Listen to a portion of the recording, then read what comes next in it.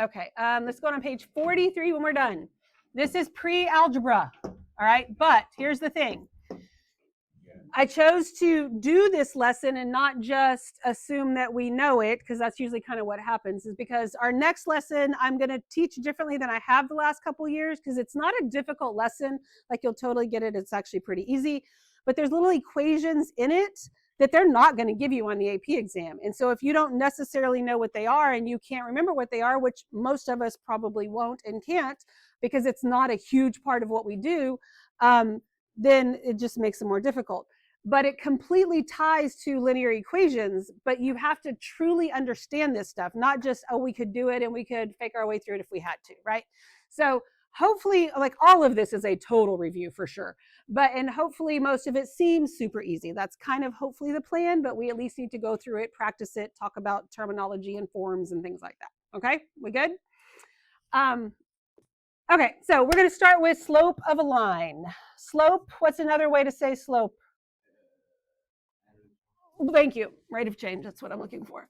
Rate of change. I know that was kind of a vague question, but usually I ask it the other way around. But.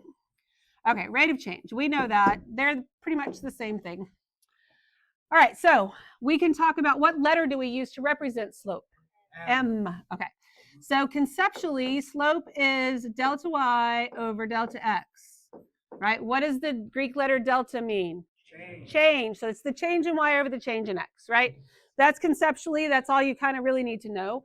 But we do have a slope formula that is y2 minus y1 over x2 minus x1. And we've already even found slope and stuff when we were talking about rate of change early on, but we're going to take this a little bit farther.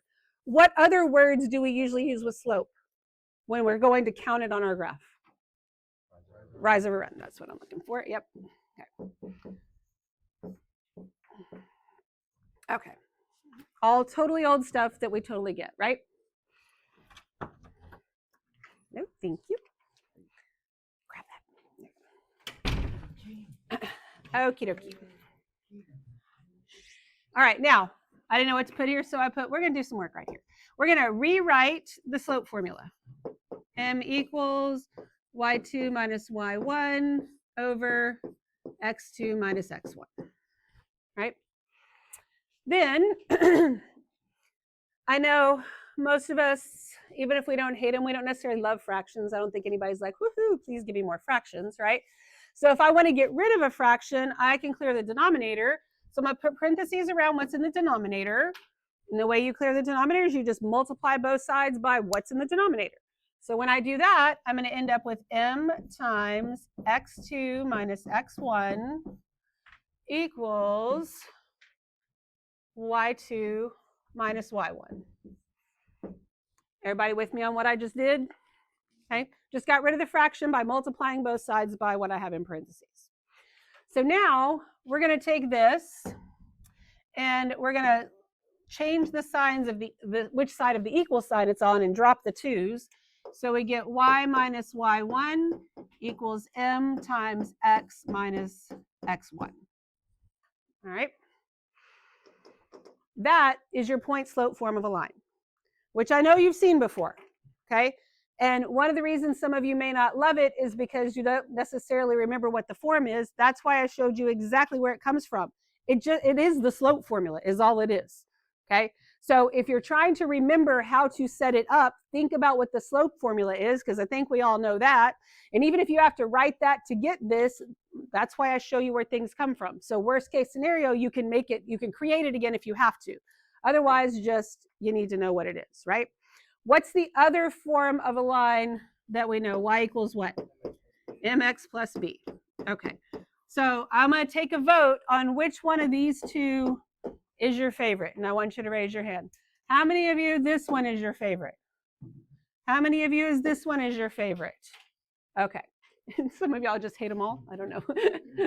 I just hate them all. I'm not going to vote. All right, so here's what we're going to write next to this one. This is going to be your new favorite. And I'm going to prove to you before we're done why.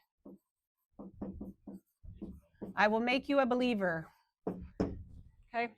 That is your new favorite form by the time that this lesson is done.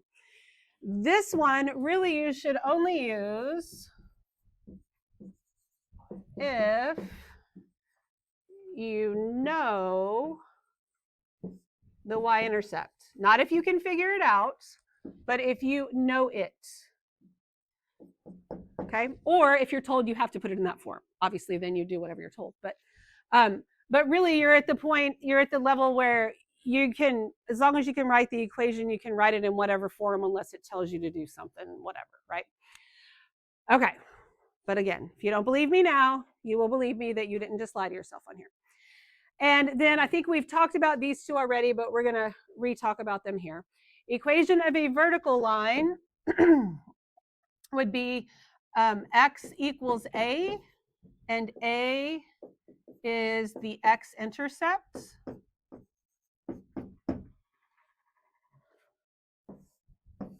So it would look something like this. We could do x equals 3.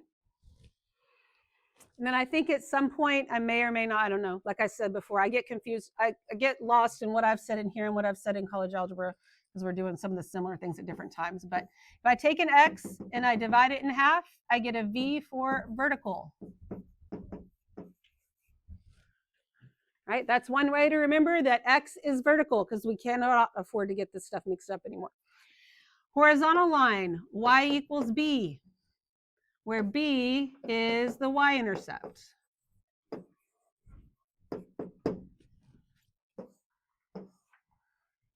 So it looks something like this, and then we could have y equals 3. Chopping the y in half doesn't really make any sense, but if I take a lowercase cursive y and I rotate it around, and y'all can rotate your papers, I cannot rotate my board, then I get a lowercase cursive h for horizontal. So however you need to remember those things, you need to be able to remember those things, okay? Which, again, may not be an issue for most of you or any of you, but we're just going to talk about it all together. Might as well. All right, so then I have this little skiing diagram down here, which I used to use when I would reteach it at a much lower level. But I thought, what the heck, it won't hurt to talk about it. So if you've never been snow skiing, at least you've seen it on TV or something, I'm sure. And if you were snow skiing, okay, we've got these little guys out here on these slopes. If you're having to ski uphill, do you think that that's a whole lot of fun and why you spent all the money and why you went? No. No. It's probably because your friend fell or you fell or something happened and you had to go back up the hill for whatever reason. So this guy is feeling sorry for himself and he says, poor me. And that P is for that being a positive slope. Okay. This guy, now this is why we went, right? Maybe it is a little terrifying depending on whether or not it's your first time, but he's pretty experienced, so he's excited. This is why he's there. So he says, this is nice. And that N right there is for negative. Now, when he gets down to the bottom, then he's like, all right, it's not as bad as when I had to go uphill, but it's not exactly why I'm here. And so it's not that bad, but it is definitely zero fun. And that is because this is a zero slope. Horizontal line, zero slope.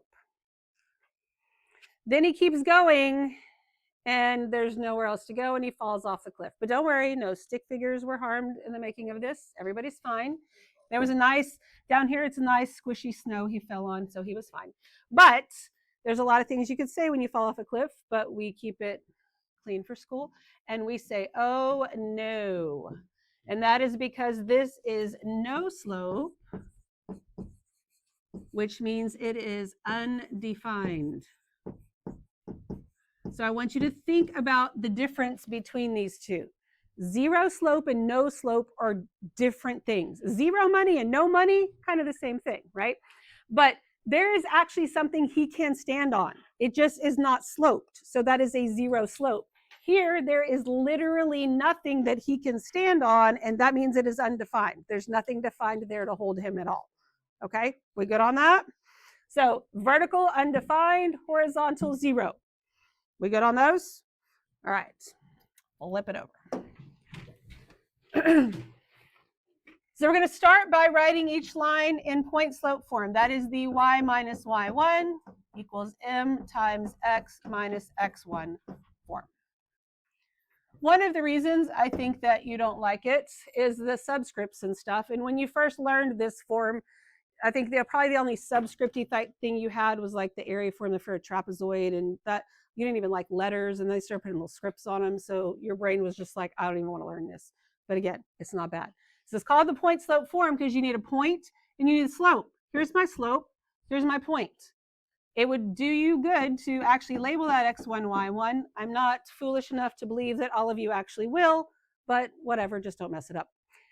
Okay, so then we just substitute it in.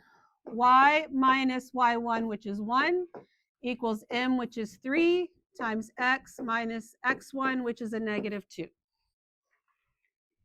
Then I just clean it up a little bit, and I get y minus 1 equals 3 times x plus 2. And then guess what you do? You stop. And you are done. That is it. If you distribute and you keep going, it is no longer in point slope form. You're done. You put it in there and you stop. Have I started to convert some of you to believers? Maybe a little bit. I'll get there. I'll get there, I promise. Okay. All right. So then I want you to do B. You can do B.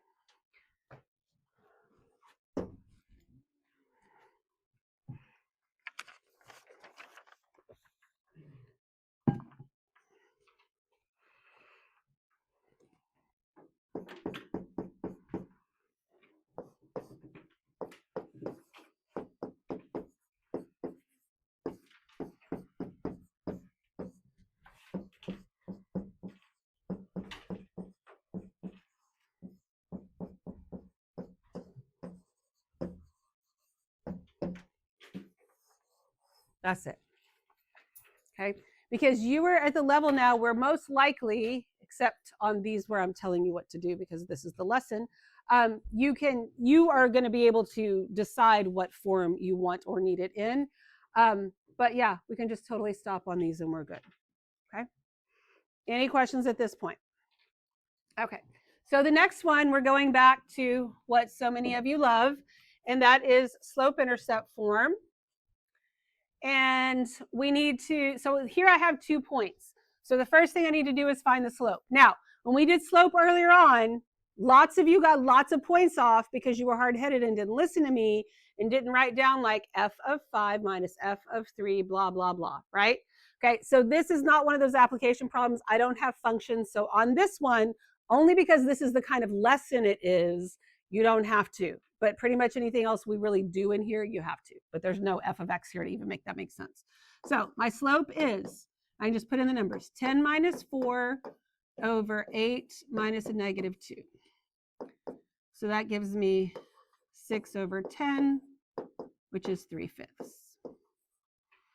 So now you have your slope and you have 2 different points. And for all of you slope-intercept lovers, go ahead, and if you know how to do it from here, knock yourself out. If you need me to walk you through it, I'll walk you through what to do here. But if you want to just go on without me, that's fine too. Put it in slope-intercept form. If you're hanging along with me right now, in my opinion, the best way to put it in that form is to actually start with point slope form, because I mean, you can do it where you substitute it in and you find B and you put B back in, that's fine, but a lot of times y'all don't actually put B back in. Either way, you end up using the same number, so it really doesn't matter. But so I'm going to do y minus, I'm going to use this one because they're both positive. I don't have to worry about the negative. So I'm going to do y minus 10 equals 3/5 times x minus 8. Okay. Now that's not in the correct form, but now I can keep going. If I keep going, I can distribute. So this will give me y minus 10 equals 3/5 x minus 24/5. And then that means I get y equals 3/5 x minus, whoops, get right, 24/5 plus 10, right? then what do I need in order to add those? Common denominator. So that 10 over 1 really becomes 50 over 5. So I get y equals 3/5 x plus 26 over 5. This is my slope-intercept form. Okay. Now, if I wasn't in love with slope-intercept and I had a choice and I thought, you know what, point slope ain't so bad, I could have stopped right here and I wouldn't have had to do any of that. And even if you're good at that, do you see all those different places you have where you can make mistakes? Where you can make simple mistakes even though we're smart people, right? I mean, it's usually the dumb things we make mistakes on, right? It's not the hard stuff. It's that, yeah, exactly. I can't multiply. I can't even write the correct. I was doing something a while ago and somebody's like, where did you get 10? I was like, I have no idea. None of those numbers make sense for 10. I don't know where that came from. But do you see why I'm trying to convert you? I could give you a page full of questions that would take you 30 seconds to finish and get that and give you an hour to get to that form. Do this and stop. Okay, just stop. It's not worth it. All right, we good on that? Have I converted any of you? Maybe to some degree. Writing equations, no. Slope was, but we weren't writing equations of lines. We were doing stuff with them, but you didn't have to write them. No. That was probably last year. Oh, well, okay, I take that back.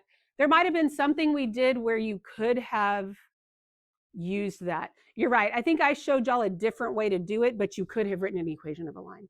So you could have done it that way. I don't think I did it that way with y'all. But if you were doing it on your own, it was totally fine. Yeah. And one of the reasons I didn't do it that way is because of this, because of some of us not being able to do it.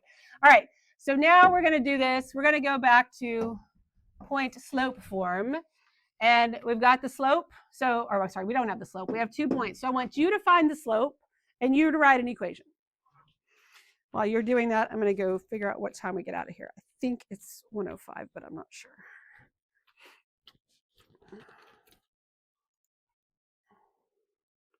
Ranzo, write the equation on the line.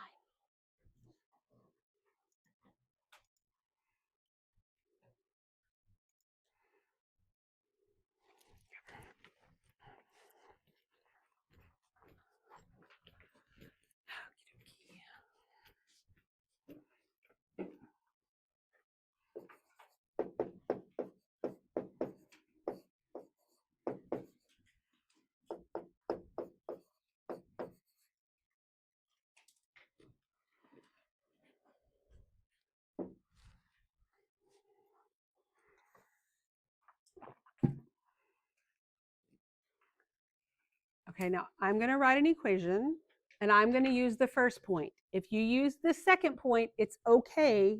Just give me a second to get them both down, okay? I don't want you to start erasing or scribbling things out. If you use the first point, you'd get y minus 6 equals negative 10/3 times x minus 2. Or if you use the other one, you'd get y plus 4 equals negative 10/3 times x minus 5. Those look like two completely different lines. If we graphed them, they'd graph the exact same line. If we put them in y equals mx plus b, then the equations would look identical. Okay, so even in Delta Math, which is where your assignment is, it does. If y'all end up with the same question and you have this and your neighbor has this, it'll accept both of them. It doesn't matter, and you don't have to have them both. You just have to do one or the other. My suggestion is, if you can avoid negatives so you don't make another absolutely ridiculous, easy mistake to make. I mean, those mistakes are very easy for anybody to make as well. Okay, we good so far? Okay, so now on B here, it says, so in order for me to write this, what would be an easy way to get started here? Make them points. So my x-intercept, what would that ordered pair look like? 3, 0.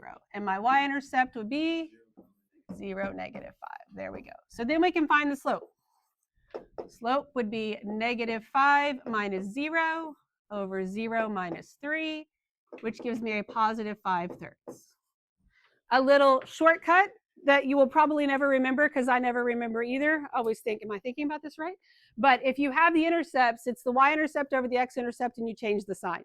But if you're like, do I change the sign? Do I not? Just do the slope. It doesn't take you that long, right? It's better just to do it and not get it backwards and think that you're assuming something.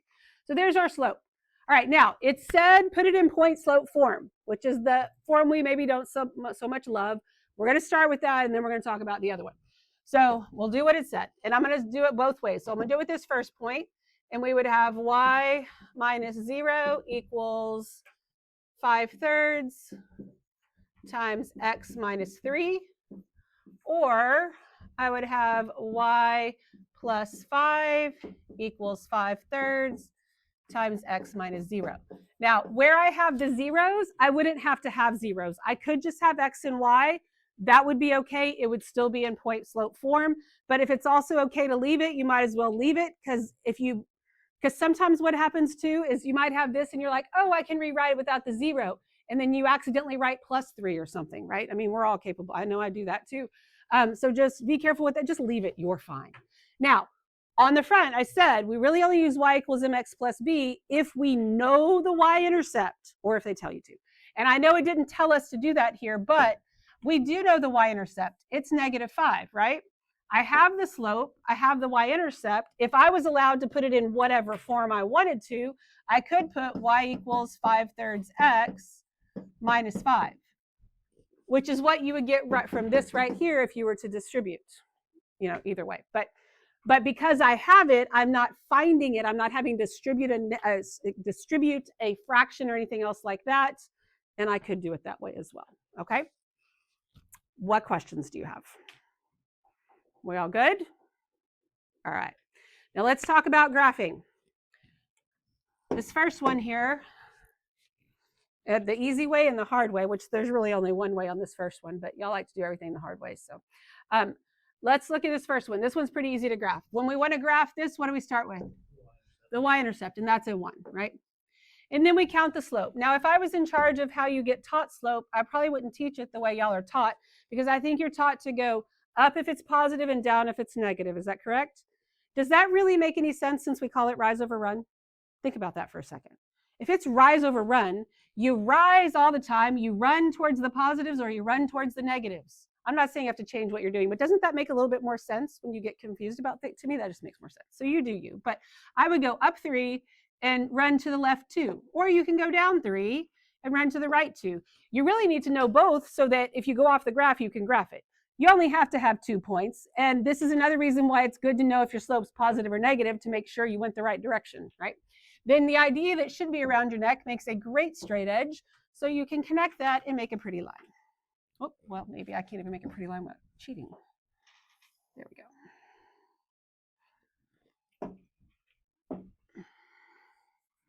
And there's your line. Okay, that hopefully is no biggie. Now, for the second one, would most of you put it into y equals mx plus b and then just graph it like we just did? Huh? There's definitely an easier way, but let's talk about y equals mx plus b first, because if you did it that way, which is usually what most students try to do, you get y equals, if I can read my handwriting, 2/5 x plus 11/5. Now, if I'm trying to get a beautiful, perfect graph, is that going to be a problem? Yeah, because I have to estimate that 11/5. Plus, I had to do a whole lot of fraction stuff to get that. Half of y'all probably wouldn't even have got that, right? You'd have the different fraction and then you'd be all kinds of wrong, unfortunately.